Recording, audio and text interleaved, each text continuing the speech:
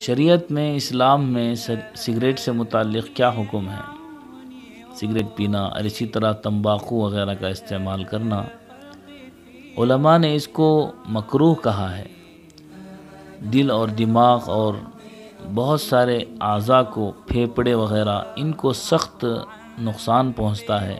اس لیے بعض علماء نے تو اس کو ناجائز ہی کہا ہے اور اس کو چھوڑنا بہتر ہے۔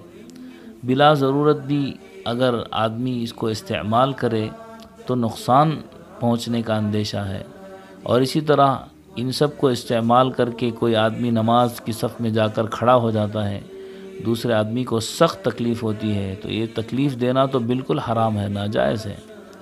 اس لیے ہمت کر کے اس کو چھوڑ دینا چاہیے۔ اسی طرح تمباکو کی دوسرے اشیاء، گٹکا وغیرہ، جس میں نقصان بہت زیادہ ہوتا ہے، جس میں منہ کے کینسر، دانتوں کے کینسر، حلق کے کینسر میں لوگ مبتلا ہو جاتے ہیں، یہ کوئی اچھی چیز نہیں ہے، سخت مکروہ ہے، بالکل اس سے احتراز کرنا چاہیے۔